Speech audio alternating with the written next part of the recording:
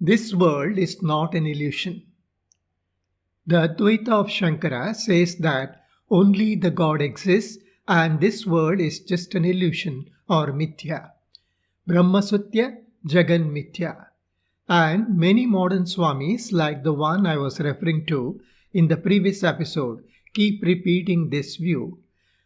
This, in spite of the fact that many later Indian philosophers who succeeded Shankara strongly refuted this concept of mithya as put forth by Shankara. They did not agree that this world is an illusion. But Shankara was a great intellectual and questioning his views definitely needs lot of deliberation. Though Shankara has not put down his views as a formal theory, one can glean his views from his commentaries and the synthetic debates he puts forward in some of his works. Later Shankara followers kept refining this theory and came up with their own versions of Advaita, which may or may not be exactly what Shankara had in his mind.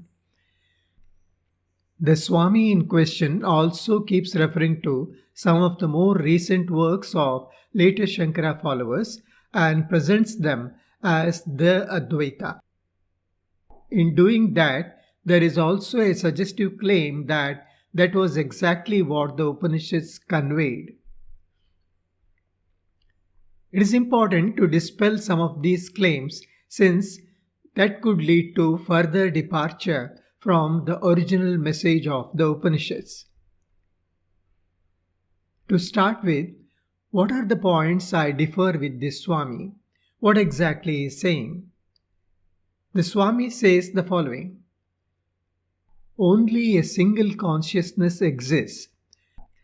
This is what is referred to as Brahma or Atma or Turiya by the Upanishads. So, his version of Advaita has the backing of the Upanishads.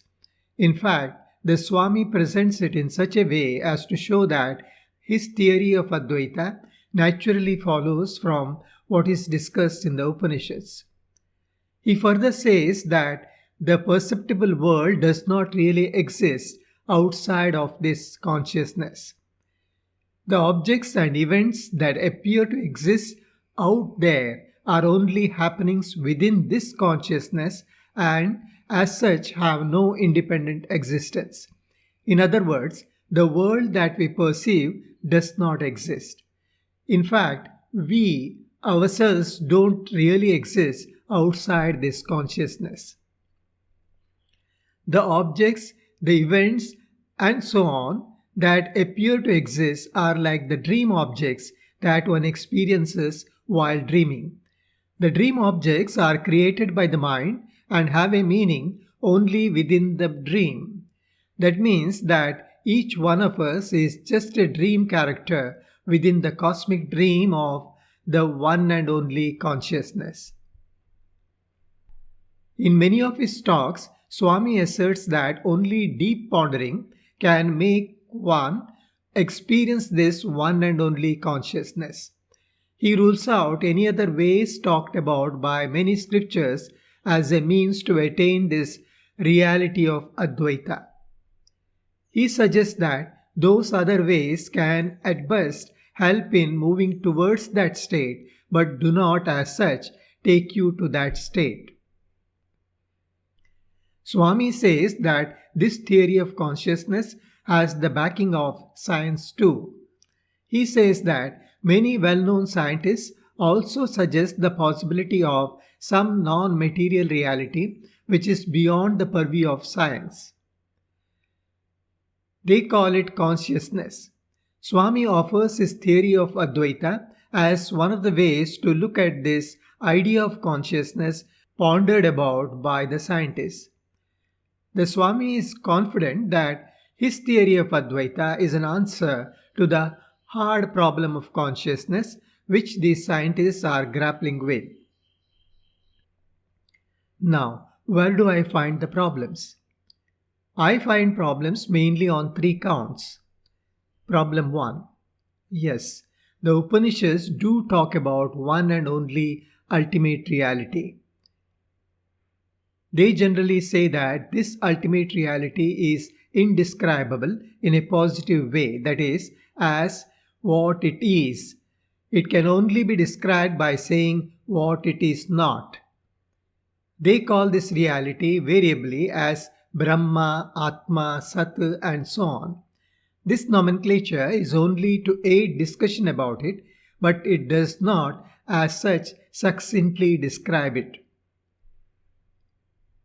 Upanishads talk about this Brahma as Sat Chit Ananda, existence, consciousness, bliss. They don't say that Brahma exists, but that Brahma is existence itself. Similarly, Brahma does not have consciousness, but Brahma is consciousness. Again, Brahma is not blissful, but Brahma is bliss. Now, limiting this Brahma to merely consciousness is neither in tune with the Upanishads nor other scriptures like Bhagavad Gita, which is derived from the Upanishads. Consciousness only is the version of Advaita propounded by Gaudapada and not by the Upanishads. Upanishads talk about the emergence of the world from this Brahma, and they never say that the world is an illusion. Even the Bhagavad Gita talks about three forms in which this Brahma exists: as the material world, as the sentient souls, and finally as itself. Bhumirapo analo vayuhu kam mano buddhirevacha ahankara itiyam me pinna prakrtidashtada apareyamitastvam yam prakritim vidhi me param jivabhutam mahabhaho yayedam dharyate jagat.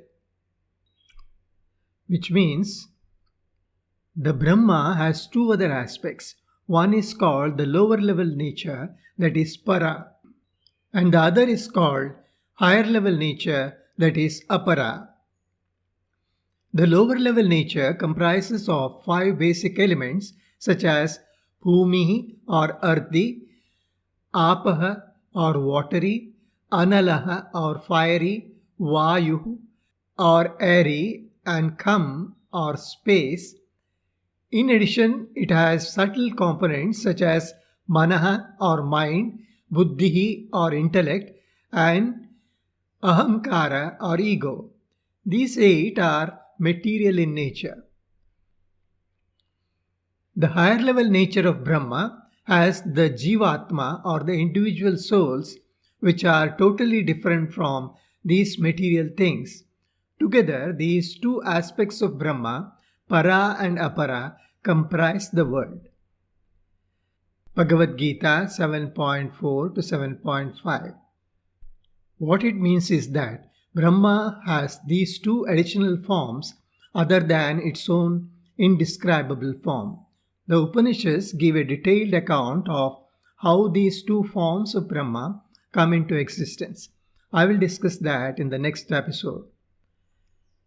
Even sage Badarayana starts off his Brahma Sutra with the assertion that Brahma is the root cause of the emergence of this world as well as its sustenance and final remerger.